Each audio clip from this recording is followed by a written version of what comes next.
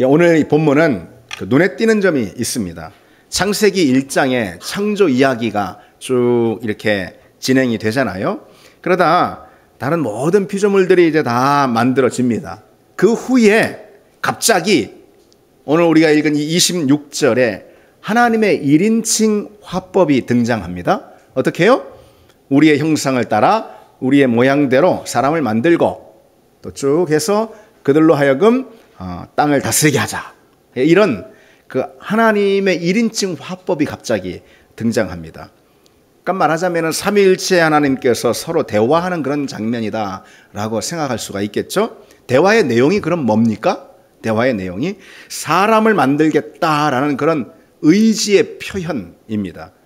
그러니까 하나님의 창조 행위들 가운데 창세기 1장에 보면은 하나님께서 직접 당신의 강력한 의지를 내가 이렇게 창조하겠다라는 이런 하나님의 강력한 의지를 직접적으로 표현한 대상은 인간이 유일합니다.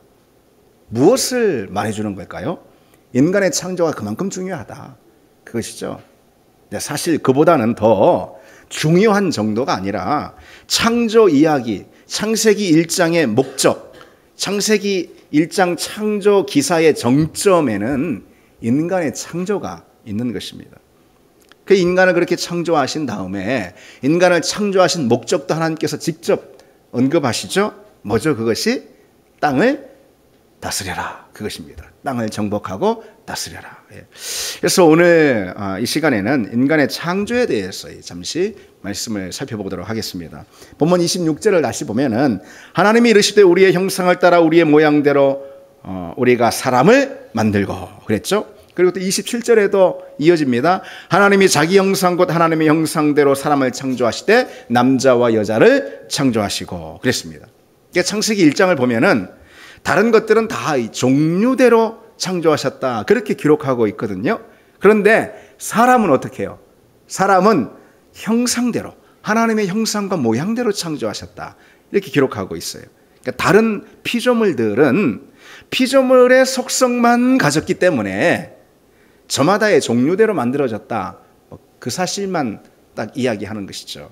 그러나 사람은 애초부터 하나님의 특질, 그저 피조물의 그런 속성뿐 아니라 하나님의 특질을 이 사람이 가졌기 때문에 그렇게 부여받았기 때문에 창조 기사에서 사람을 만드는 그 시점부터 하나님과의 관계를 부각시켜서 창조 이야기가 기록되어 있는 것이죠.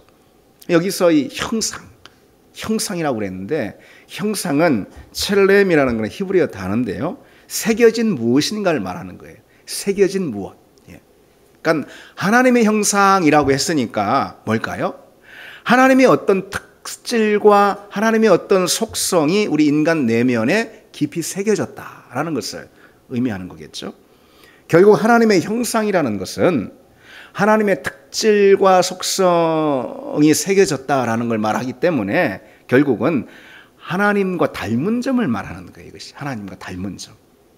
그렇기 때문에 인간을 다른 피조물과 분명히 구별하고 있는 그런 특질, 이게 우리에게 부여된 하나님의 형상이다라는 거죠. 인간에게 있는 그 하나님의 형상은 창조주 하나님을 반영하는 특질입니다. 그분의 속성과 성품과 능력과 지혜를 반영하는 우리 내면에 새겨진 영적인 특질, 이것이 오늘 본문에 나와 있는 하나님의 형상이에요. 또한 그 형상은 사람이 자신의 창조주인 하나님과 공유하는, 우리가 하나님과 공유하는 어떤 우리 안에 있는 영적인 자질을 말하는 것입니다. 결국 하나님의 형상이라는 것은 말씀드린 대로 하나님과 닮은 점을 말하는 거예요. 결국은. 따라서 이 형상은요, 하나님과 관계를 맺을 수 있는 자격을 의미하는 것입니다. 그게 중요합니다. 우리에게 부여된 하나님의 형상은 우리로 하나님과 관계를 맺으며 그와 교제할 수 있게 하는 어떤 특권을 의미합니다. 우리 안에 새겨진 그 하나님의 형상은 우리 편에서 보자면 하나님께 인격적으로 반응하고 응답할 수 있는 그런 어떤 능력인 거예요. 다른 피조물들과는 달리. 그리고 그 하나님의 형상이라는 것을 하나님의 편에서 보자면은, 그러니까 당신의 대리자의 역할을 우리에게 맡길 수 있는 그런 우리에게 부여해 주신 능력이라는 것입니다. 그 하나님의 형상 때문에 하나님께서는 비로소 우리를 당신의 대리자로 사용하실 수가 있게 된다는 것이죠. 여러분, 그래서 인간은 하나님의 형상으로 지음을 받은 그 덕분에 존귀와 영광을 또 갖게 되는 것입니다. 인간의 존엄성은 그에게 부여된 이 하나님의 형상으로 인한 것이라는 걸 우리가 기억해야 합니다. 그래서 시편 기자가 이렇게 노래를 하거든요. 그를 하나님보다, 여기서 그는 사람이에요. 그를 하나님보다 조금 못하게 하시고 영화와 존귀로 관을 씌우셨나이다. 그렇게 노래합니다. 왜일까요? 우리 안에 새겨진 하나님의 형상 때문에 그렇게 노래할 수 있는 거죠. 이게 재밌는 사실은 이 말씀에서 시편 기자가 우리를 피조물에 비교하지 않고요, 하나님과 비교를 하고 있어요. 다른 피조물보다 월등하다, 뭐 이런 식으로 말하지 않고 하나님보다 조금 못하다 그렇게 표현합니다. 여러분, 그래서 속상한 분 계십니까? 하나님보다 조금 못하다 해서. 우리 안에 있는 하나님의 형상 때문에 이렇게 표현하는 것입니다. 피조물보다 월등하다, 이 표현이 최상급입니까? 우리에게 있어서 하나님보다 조금 못하다가 최상급입니까? 이건 뭐 말해야 뭐 하겠습니까? 예. 우리를 하나님과 감히 비교하고 있어요. 왜요? 그럴 수 있다라는 거죠. 왜요? 우리 안에 하나님의 형상이 부여됐기 때문에 그렇습니다. 그러니까 비교 대상이 더 이상 피조물이 아니고, 우리가 피조물임에도 불구하고 하나님과 비교하고 있습니다. 하나님의 형상이 우리 안에 있기 때문에 그렇습니다. 여러분, 인간이 그저 흙으로 빚어졌다면, 그 외에 다른 어떤 것도 아니라면 인간의 존엄성을 우리가 과연 말할 수 있을까요? 말할 수 있을까요? 말할 수 없어요. 그래서 원래 서양의 모든 법이 발전됐던 그 자연법이라는, 그 기반으로 발전이 됐는데, 그 자연법 안에는 뭘 통해서 인간의 존엄성을 말하냐면 출발점이 우리가 하나님께서 창조하신 피조물이라는 거예요. 하나님의 자녀라는 거예요. 거기서 자연법이 시작이 되고, 그 자연법을 근거로 서양의 모든, 아니 우리나라의 헌법들도 다 거기에 기반하고 있는 것입니다. 그러지 않으면 인간의 존엄성을 도대체 어디서 찾을 수가 있을까요? 뭘 근거로 우리가 존엄하다고 말할 수가 있을까요? 뭘 근거로 우리가 가치 있다고 말할 수 있을까요? 그 본질이 그저 흙인데, 그저 물질인데 가치 있고 존엄하다고 말할 수 있을까요? 물질이 그저 생성하고 그렇게 진화하다가 소멸되는 것이 전부인데 어디서 존엄이라는 것을, 가치라는 것을 찾을 수가 있겠습니까? 그렇죠? 말이 안 되는 거예요, 이거는. 우리의 존엄함과 무한한 가치는 하나님을 닮게 창조된 그분의 형상이 우리 안에 있기 때문에, 그래서 우리가 존엄한 것입니다. 그래서 하나님도 우리를 향해서 이렇게 부르시죠. 너가 내 눈에 보배롭고 존귀하다. 특히 우리가 하나님의 형상으로 창조되었다는 이 사실은 하나님이 갖고 계신 하나님의 영광과 광채가 우리에게 주어졌다는 걸 의미합니다. 그래서 성경은 영광의 영 곧 하나님의 영이 너희 위에 계심이라 이렇게 가르치고 있어요. 우리는 흙으로 만들어진 존재지만은 그 속에 하나님의 형상이 있기 때문에 존귀한 영광스러운 존재다. 여러분, 앞서 말씀드린 대로 하나님의 형상으로 창조가 됐다는 것은 인간에게 당신에게만 있는 그런 특질을 우리에게 부여해 주셨다라는 걸 의미한다고 그랬잖아요. 그러면은 하나님께만 있는 그런 영적인 특질이 무엇일까요? 그것은 성경을 통해서 보자면 그냥 요약해서 거룩하심입니다. 선하심이에요. 하나님의 선하심 말하는 거예요. 하나님의 아름다우심을 말하는 거예요. 하나님의 지혜, 하나님의 능력, 하나님의 영광, 그런 것이 하나님께만 있는 그런 영적 특질입니다. 하나님은 그와 같은 영적인 특질을 우리에게 부어주시고 우리와 사귐을 가지시고 그분의 사랑을 더 풍성하고 부유하게 부어주시기를 원하시는 거죠. 그래서 우리를 만드셨다는 것입니다. 물론 하나님은 다른 피조물도 다 사랑하시고 아끼십니다. 그러나 그 어떤 피조물보다도 인간은 하나님의 그 사랑을 아주 특별한 깊이와 수준으로 누릴 수 있는 그런 존재라는 것이죠. 왜? 하나님의 형상으로 하나님과 닮게 만들어졌으니까. 예. 따라서 우리는요, 인간이 무엇으로 사는지, 인간은 무엇으로 살까? 그것을 질문하고 기억할 필요가 있습니다. 하나님의 형상으로 지음받은 인간이잖아요. 그런 우리는 무엇으로 살까? 한마디로 하나님으로 사는 것입니다. 아멘이시죠, 여러분? 우리는 하나님으로 사는 거예요. 하나님으로. 다른 피조물들은 하나님의 돌보시는 손길로 산다. 이렇게 말할 수 있을 것입니다. 하나님과 인격적인 어떤 소통과 교제가 있는 건 아니잖아요. 하나님의 돌보시는 손길이 있으면 돼요, 다른 피조물들은. 그러나 인간은 달라요. 인간은 하나님과의 인격적인 교제 없이는 살 수 없어요. 인간은 하나님의 존재 그 자체로 삽니다. 하나님의 돌보시는 손길로만은 안 돼요. 하나님의 존재 그 자체로 우리는 살 수 있어요. 하나님과의 교제, 그분과의 사랑, 우리가 그분을 닮은 존재로 빚어졌기 때문에 그런 것입니다. 그러기에 여러분, 우리에게는 어떤 목마름이 있는가 우리가 돌아볼 줄 알아야 합니다. 우리가 어떤 목마름이 있을까요? 우리가 그것을 느끼든 느끼지 않든 간에 우리에게 있는 깊은 목마름이 있는데 하나님을 향한 목마름인 거예요. 하나님을 향한 목마름.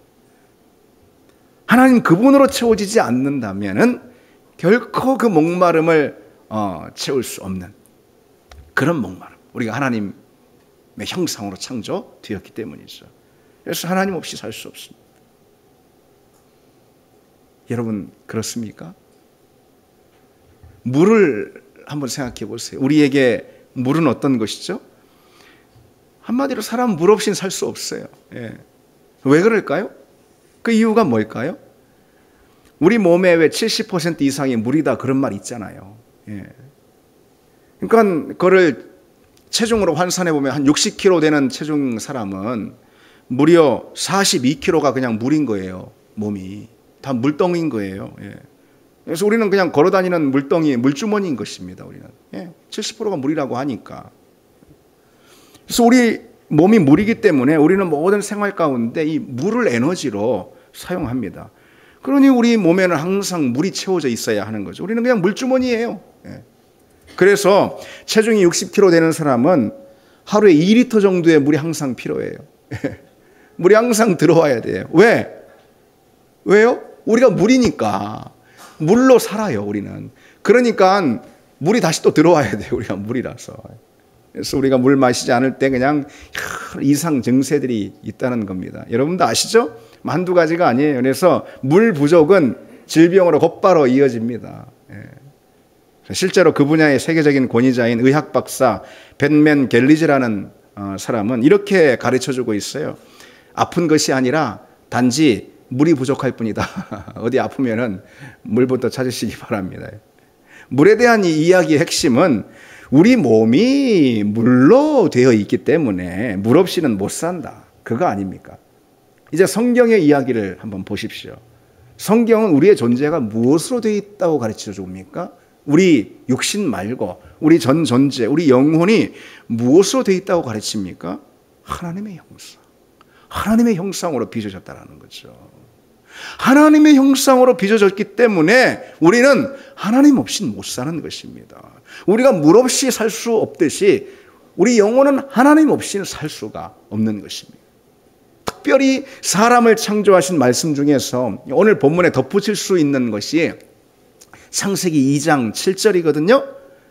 여호와 하나님이 땅의 흙으로 사람을 지으시고 생기를 그 코에 불어 넣으시니 사람이 생명이 된지라. 오늘 이 본문 말씀에 이제 부록처럼 이걸 볼 수 있으면 돼요.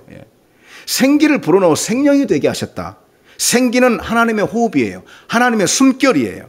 생기, 다시 말해 그 하나님의 숨결을 불어 넣으시니 우리가 뭐가 됐어요? 생명, 산 존재가 됐다. 이런 뜻입니다. 따라서 그 생기, 하나님의 숨결이 우리에게 공급되지 않으면은 우리는 그냥 흙덩이인 거예요. 그냥 몸뚱아리인 거예요. 그냥. 여러분, 그러나 우리는 그냥 흙덩이가 아니잖아요. 그냥 몸뚱이가 아니잖아요. 그렇잖아요, 여러분. 우리는 생명, 우리는 살아있는 존재잖아요. 우리는 인격적인 존재잖아요. 우리는 사람이잖아요. 그래서 여러분, 우리는 하나님을 떠나서 살 수가 없습니다. 끊임없이 하나님의 생기가 우리 폐부에, 우리 영혼에 불어넣어져야 우리는 생명으로, 다시 말해 살아있는 인격적 존재로, 사람으로 살 수가 있다는 거예요. 그런데 어떤 일이 우리에게 일어났습니까? 성경을 보면은 인류가 하나님 없이도 살 것처럼 막 했잖아요. 하나님 반역하고 그리고 배반하고 타락했어요. 그로 인해서 하나님의 형상이 훼손되어 버렸습니다. 하나님의 형상이. 사단의 꼬임으로 그런 일이 일어난 거죠. 사단이 하나님과 우리의 연합을 그걸로 인해 산산조각 깨버렸습니다. 그리고 우리를 자기의 종으로 삼았습니다. 하나님의 형상이 있어야 하나님과 교제 연합할 수 있는데, 하나님과 닮은 존재로서 하나님의 형상이 우리의 타락으로 인해, 죄로 인해 깨어져 버리는 바람에 우리는 더 이상 하나님과 연합할 수 없게 되었고 사단의 종이 되었다는 거죠. 그게 성경의 이야기 아닙니까? 하나님은 우리를 하나님의 형상을 드러내는 하나님의 자녀로 창조하셨지만은 사단은 모든 것을 어긋나게 해서 죄와 어둠의 종으로 삼아버렸어요. 하나님은 우리를 당신의 성품을 드러내는 그런 존재로 삼았지만 사단은 우리를 자신의 악을 드러내는 도구로 삼았습니다. 정말 끔찍한 일이 벌어진 것입니다. 끔찍한 일이. 바로 그런 끔찍한 일로 인해서 하나님은 사단에게 전쟁을 선포하셨어요. 예수 그리스도의 십자가가 무엇입니까? 바로 그 전쟁에서 승리를 거뒀다라는 그런 표지 아니겠습니까? 마침내 우리에게 구원이 주어지게 된 거죠. 그 구원은 다름 아닌 무엇일까? 그 구원은 다름 아닌 구원의 핵심은 무엇이겠습니까? 잃어버렸던 하나님의 형상을 되찾는 것입니다. 그게 구원의 핵심입니다. 구원은 바로 하나님의 형상을 회복하는 사건입니다. 이게 성경 전체의 맥락입니다. 여러분, 매우 중요하죠. 따라서 여러분, 우리 구원에는 목적이 있습니다. 그저 그냥 종교적인 목적, 예수 믿으면 천국 간대, 이런 종교적인, 아니면은 예수 믿고 잘 된대, 심지어 그런 기복적인 그런 게 아니고요. 우리 구원에는 근본적인 목적이 있어요. 하나님은 어떤 목적을 가지고 우리를 구원하셨어요. 어떤 목적이죠? 하나님과의 온전한 연합입니다. 그 연합을 다시 회복시키기 위해서 우리에게 잃어버렸던 하나님의 형상을 되찾게 해 주셨다라는 거죠. 예수 그리스도의 형상을 덧입게 함으로. 이게 중요합니다. 구원의 목적은 하나님과의 깊고 친밀한 신비로운 사귐과 연합입니다. 우리가 전에 결코 경험할 수 없었던, 상상도 할 수 없는 그 하나님과의 깊고 친밀한 연합입니다. 여러분 그걸 누리고 계십니까? 그 연합은 무엇이 전제되어야 할 수 있죠? 하나님과의 닮음이라는 것이 있어야 되잖아요. 곧 하나님의 형상을 회복하는 것입니다. 그러면은 하나님의 형상은 무엇을 통해서 회복이 될까요? 그리스도의 형상을 덧입는 것을 통해서, 아들의 형상을 덧입는 걸 통해서 우리가 하나님의 형상을 회복하게 된다. 여러분, 우리가 그 사실을 꼭 기억하기를 원합니다. 우리가 그리스도의 형상을 덧입을 때 우리는 하나님의 형상을 덧입게 되고, 그것이 바로 구원의 핵심, 구원의 골자인 것입니다. 그런데 그처럼 구원을 우리가 받음으로써 하나님과 교제하고 연합하게 되었잖아요. 하나님의 형상을 회복함으로. 그렇게 연합하게 된 그리스도인들에게 또 다른 종류의 복을 하나님이 허락해 주세요. 그게 무엇일까? 이제 다시 본문 말씀 한번 돌아가 보시겠습니다. 본문 28절을 같이 한번 읽어보시죠. 하나님이 그들에게 복을 주시며 하나님이 그들에게 이르시되 생육하고 번성하여 땅에 충만하라, 땅을 정복하라, 바다의 물고기와 하늘의 새와 땅에 움직이는 모든 생물을 다스리라 하시니라. 여기서 이 복은 바라크라는 히브리어 단어인데, 성경이 말하는 바라크의 복이라는 건 뭘까? 오늘 본문에 있는 그냥 그대로입니다.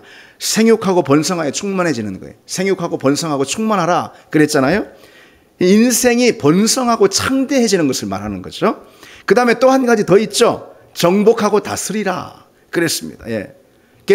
생육하고 번성하라라는 이 복은요, 창세기 1장에 보면은 다른 생물들에게도 주셨어요. 22절에 보면은. 그런데 인간에게만 주신 복이 있거든요. 뭡니까? 정복하고 다스리라.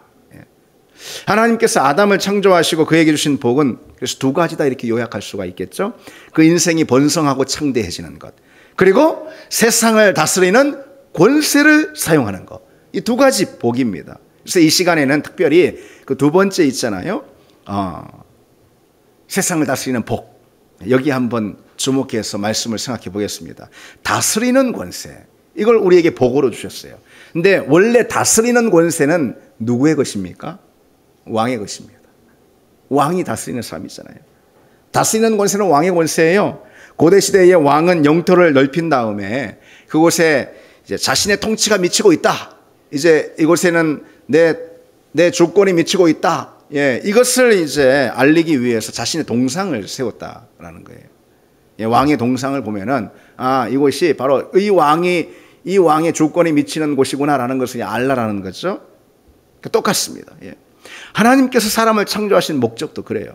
마치 왕이 자신이 다스리는 나라에 자신의 주권을 보여주기 위해서 자신의 동상을 세우는 것처럼 하나님은 자신이 만드신 땅에 자신의 주권을 보이시고 그리고 또 펼치시기 위해서 대리자인 누굴 만드셨다고요? 사람을 빚어서 만드시는 거죠. 그래서 사람은요, 마치 살아있는 하나님의 동상으로 세상 가운데 보내진 것입니다. 그처럼 하나님은 세상을 향한 당신의 왕권을 우리 인간에게 위임해 주셨어요. 그러나 말씀드린 대로 아담의 타락으로 인간은 자신에게 부여된 그 왕권을 잃어버렸습니다. 타락으로 하나님의 형상을 잃어버렸으니 그 형상과 더불어서 주어지는 것이 다스리는 권세거든요. 당연히 그 권세를 잃어버리죠. 그 하나님의 형상을 잃어버린 상태로 세상을 다스리는 권세를 사용한다면 어떤 일이 벌어질까요? 하나님의 형상이라는 것은 하나님의 거룩하심과 선하심과 아름다움과 하나님의 지혜잖아요. 그런 거 하나 없이 세상을 마구 다스린다? 오늘날 그런 일이 벌어지고 있잖아요. 그 세상이 신음하는 것입니다. 모든 창조 질서가 계속해서 어긋나고 세상이 오염되고 파괴되는 것이죠. 오늘날처럼요. 그것이 하나님의 형상을 잃어버린 인간의 형편이고 또 그러한 인간으로 인해서 신음하게 된 세상의 형편이라는 겁니다.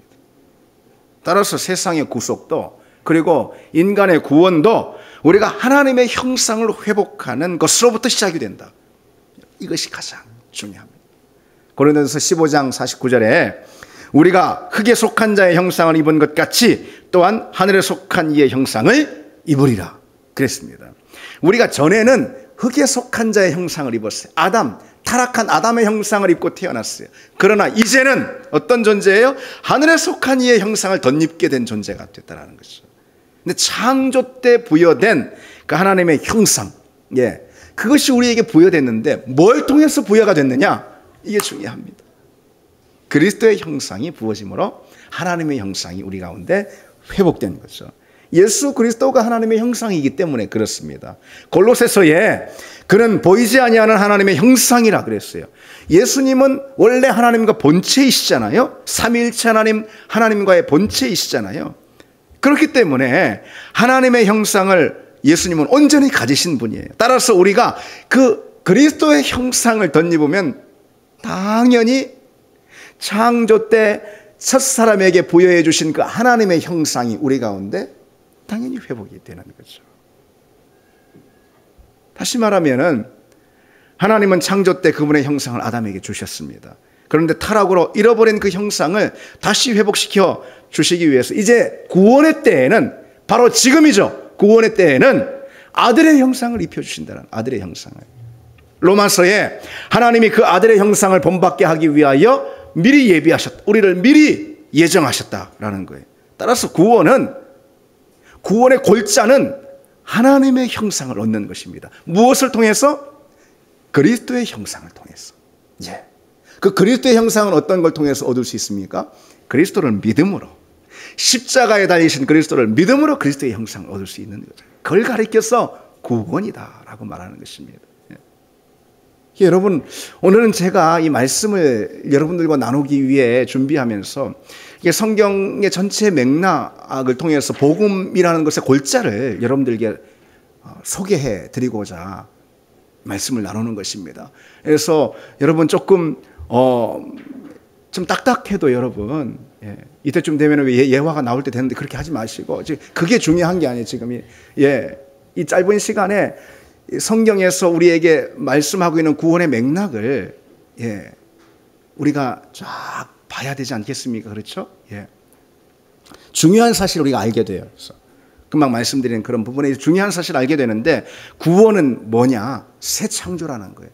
구원의 골자가 뭐라고 그랬어요? 하나님의 형상을 회복하는 거라고 그랬잖아요. 그렇죠? 그 형상은 언제 주어진 거예요? 부여된 거예요? 창조 때. 그래서 구원은 새 창조인 거예요. 새 창조.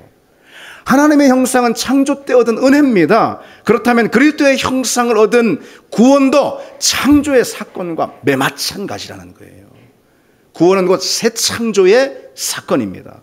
그래서 바울은 그런즉 누구든지 그리스도 안에 있으면 새로운 피조물이라 이전 것은 지나갔으니 보라 새 것이 되었다 말씀하고 있는 거죠. 구원을 통해서 이제 새로운 창조의 역사가 일어났다라는 것을 선포하는 것입니다. 여러분, 구원의 가장 결정적인 사항은 새로운 형상을 덧입는 것입니다. 우리의 타락한 자아가 아담의 이전 부어졌던 그 하나님의 형상 있죠. 이전에 아담에게 부어졌던 하나님의 형상, 그것을 우리의 타락한 자아가 이제 새롭게 덧입고 회복하는 거예요. 뭘 통해서? 뭘 통해서요? 십자가에 달리신 그리스도를 통해서. 우리는 아담을 창조하신 그 창조의 손길로 새롭게 빚어졌다라는 것을 기억해야 됩니다. 구원의 사건을 통해서 새롭게 빚어졌다. 우리는 다시 태어난 사람입니다. 그래서 거듭난다라는 것을 말씀하는 거예요. 그래서 세상은 있잖아요. 세상 사람들은요, 그 본질과 그리고 존엄과 가치에 있어서 우리와는 전혀 별개의 사람이라 말할 수 있어요. 우리는 세상 사람들과는 그 본질과 존엄과 가치에 있어서 전혀 다른 새 사람, the new person이 되었습니다. 성경은 우리를 향해서 새 사람을 입었으니 the new person입니다. the new self. 새 사람을 입었으니 이는 자기를 창조하신 이의 형상을 따라 지식에까지 새롭게 하심을 입은 자다 라고 말씀하고 있어요. 근데 정말 중요한 사실이 있습니다, 여러분. 이 말씀을 통해서 우리가 결국 이 맥락 안에서 정말 중요한 사실을 결론으로 얻을 수가 있어요. 우리가 그리스도를 통해서 하나님의 형상을 덧입은 존재로서 이제 세상을 향한 통치권도, 세상을 다스리는 그 주권, 왕권도 다시 회복하게 되었다. 이제 우리가 바로 그 사실입니다. 여러분, 첫사람 아담에게 창조 때 부여하신 그 복이 뭡니까? 첫사람 아담을 하나님의 형상으로 빚으신 다음에 그에게 맨 처음 부여하신 복이, 주신 복이 뭐예요? 세상을 다스리고 통치하라. 그랬잖아요. 그렇죠? 세상을 다스리고 통치하라. 다스리는 권세는 왕의 권세라고 말씀드렸죠. 우리는 이제 그리스도 안에서 이제는 새롭게 창조되어서 그리스도 안에서 세상을 진정 다스리는 그런 통치 행위를 하게 되었다는 거예요. 우리는 세상 가운데 왕권을 수행하는 사람들입니다. 예, 여러분. 그래서 로마서 5장에 한 사람의 범죄로 말미암아 사망이 그 한 사람을 통하여 왕노릇하였은즉 더욱 은혜와 의의 선물을 넘치게 받은 자들은, 은혜와 의의 선물을 넘치게 받은 자들은 바로 우리예요. 우리는 한 분 예수 그리스도를 통하여 생명 안에서 왕노릇하리라 그랬습니다. 우리는 그리스도 안에서 우리는 생명으로 왕노릇하게 됩니다. 그리스도를 믿는 사람은 그리스도를 통하여 생명 안에서 왕노릇한다. 그리스도의 생명으로 충만해가지고 그 생명 안에서 세상을 다스린다. 생명의 권세로 세상을 다스린다는 것입니다. 원래 아담을 창조하시고 아담에게 부여해 주신 복, 바라크, 그 복이 바로 그거죠. 어떻게 다스릴까요? 그럼 세상을? 세상을 향한 우리의 왕권을 어떻게 우리가 수행할 수가 있을까요? 당연히 복음을 전함으로 우리는 로마서에 있는 말씀처럼 왕노릇하게 됩니다. 세상 가운데서. 우리는 복음을 전함으로 왕노릇하게 되었어요, 여러분. 우리는 거지처럼 사는 사람들이 아니에요, 여러분. 거지처럼 사는 사람들이 아닙니다, 여러분. 우리는 세상에서 왕처럼 사는 사람입니다.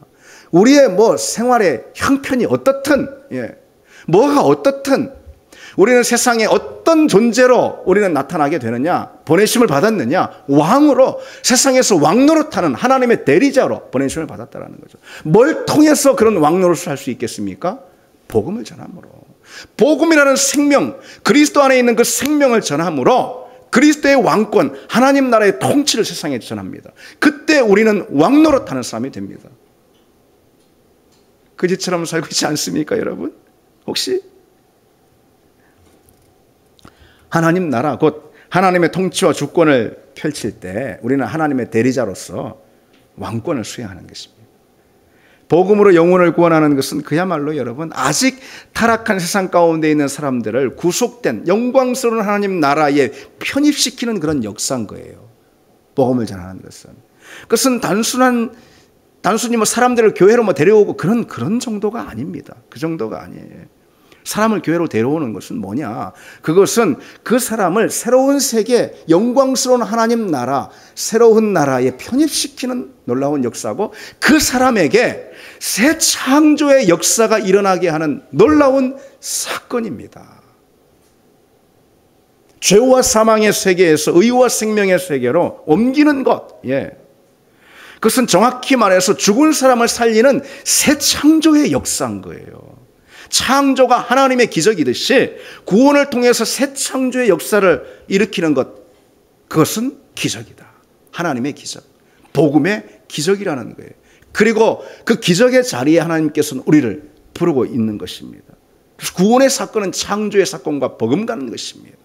구원을 통해서 새 창조가 일어나고 다시 말해 잃어버린 하나님의 영광이 회복되는, 그리고 하나님의 왕의 대리자로서의 세상 가운데 살아가게 하는 그런 창조의 역사가 구원을 통해서 일어나는 것입니다. 창세기 1장의 이 창조는, 인간의 창조는 오늘 우리에게 재창조, 새 창조를 통해서 다시 펼쳐지고 있습니다. 우리는 그 영광스러운 하나님의 창조 사역에 동반자로 부름을 받았어.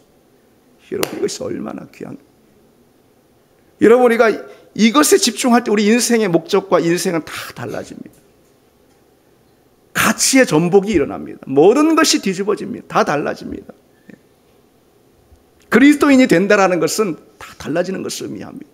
세상 가운데 하나님의 창조의 손길을 펼쳐가는 그 역사, 그 역사를 우리가 행하는 것이죠. 무엇으로요? 복으로, 바라크의 복으로 우리는 행하는 것입니다. 하나님께서 아담을 그분의 형상으로 창조하시고, 우리가 오늘 본문 말씀 창세기 1장 읽은 것처럼 땅을 정복하고 다스리라, 그 복을 주셨잖아요. 그것은 아담에게 주신 왕의 권세, 곧 왕권을 대행하는 복인 것입니다. 그것은. 근데 이제 우리에게도 새 창조의 역사인 구원을 우리에게 허락해 주시고, 구원받은 다음에 천국 갈까 뭐 이런 게 아니에요. 그 구원을 우리에게 주시고 명령하십니다. 복을 명령해요. 하나님의 복을 명령해요. 세상을 다스리라, 세상을 정복해라. 무엇으로요? 복음이라는 생명으로, 예수 그리스도 십자가라는 생명의 권세로 세상을 다스리라. 예. 여러분, 그 복을 참으로 누리는 여러분 되기를 바랍니다. 그 복을 진정 누릴 수 있는 여러분 되기를 바랍니다. 먼저 그 나라와 그 일을 위해 살라 그랬어요. 구하라 그랬어요. 그러면 다른 건 다, 이 모든 것은 더하시리라. 그 참된 복을 향해 나아가는 사람들, 그 사람에게 다른 모든 것을 다 복으로, 다른 복으로 더해 주실 줄 믿습니다. 이제 말씀을 맺겠습니다. 여러분, 우리의 영광이 무엇입니까? 우리의 영광, 그것은 하나님의 형상을 덧입고 그분과 깊이 연합하는 그 자체가 우리의 영광입니다. 우리의 복은 뭘까요? 우리의 복은 복음으로 하나님 나라를 세상 가운데 가져가는 것. 그래서 하나님의 다스림이 세상 가운데 생명으로 펼쳐지게 하는 것. 그게 우리가 구할 복인 줄 믿습니다. 우리 함께 이 찬양 같이 하겠습니다.